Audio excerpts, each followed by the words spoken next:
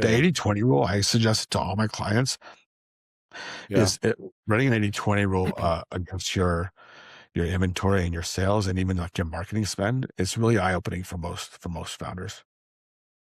Yeah. Interesting. So that's, I mean, I'm familiar with the 80-20 concept, but for the benefit of those listening, can you just clarify what you mean by that and how Yeah. it would work in this context? So the 80-20 rule or Pareto principle basically is like 80% of your output comes from 20% of your input. So Yeah. an easy explanation would be like if you had a restaurant and you had 100 items on the menu, you're probably making 80% of your revenue off of 20 of those items. The other 80 items Yeah. are just kind of there. So it's really defining Mm-hmm. like what your best sellers are and what's making your business the most money, and then prioritizing Mm, those accordingly to protect the business. got it. And you'll see that Okay. across multiple things. If you have 10 employees, most of the work will be done by two of the people. The other eight just kind of like Mm-hmm. flounder around. If you have Yeah. 10 customers, most of your sales will be two customers. The other eight will kind of like fill in the rest. And so you'll see that Mm-hmm. in every part Mm-hmm. of your business. So it's a great exercise to kind of run. Yeah. Yeah. I see. Very nice. So I want to ask from where I sit wearing the CFO hat, I see a lot of the financial consequences of bad operations, right? It comes comes to the surface in the form of stockouts. We have excess inventory tied up. We might have too much debt as a result. There might be inventory write-offs and, inventory true-ups at the end of the year that we need to do.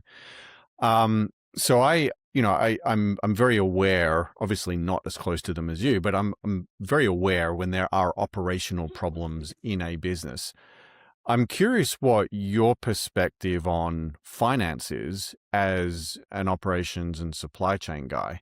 How do poor financial systems impact your job as an operations guy?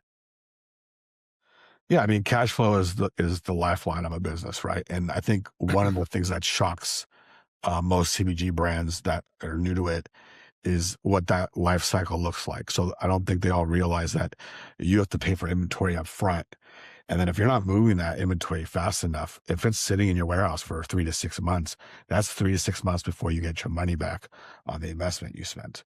And so I think it's Mm, understanding that kind of cash flow. And then again, it doesn't matter how efficient your operations are if you're not making the margins that you need to make, which again, the cost of goods mm, sold thing is a big thing with my clients. And so the finance side is very important. There's no point in running a business if you're not making money. And then it's like, okay, now we're making money. We have good margins. mm, The way I put it, and it's pretty common sense, but for some reason, it executionally doesn't seem to resonate with people. Is it's supply and demand. That's what I do. Supply and demand management. I view the world through supply and demand. mm, That's all I know. But mhm. demand comes first. Supply is just fulfillment of demand. So a lot of times when you're Right. talking about excess inventory and all this kind of stuff, it's people, the assumptions that there's this demand out there. And so they start building out Mm, this huge supply chain, buying inventory, doing all this kind of stuff. And they never really validated the demand, and the demand isn't there. And so it's mhm, going out and making sure the demand's there.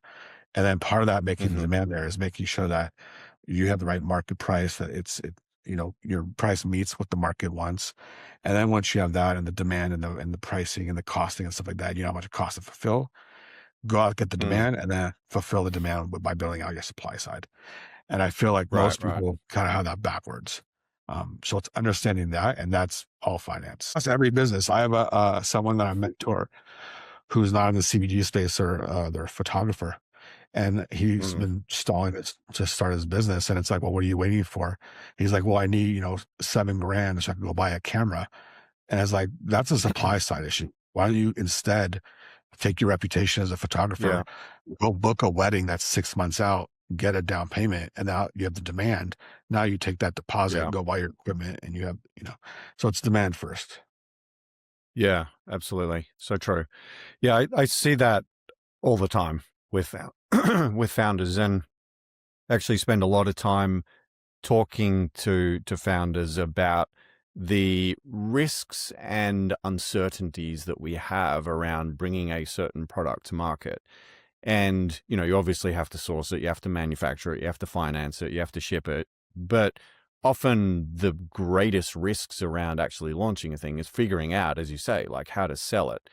And I have found this, putting tens and sometimes hundreds of thousands of dollars into new product line and getting all the inventory when we haven't actually validated the demand yet, and there isn't a lot of certainty that we're actually going to be able to sell this product. And I'm actually chatting with one of them at the moment about a potential new product launch and saying, why don't we just like mock up a product listing? You've got some samples of this thing already. Let's put a page up on Shopify, verify that people actually want this product and that we can sell it.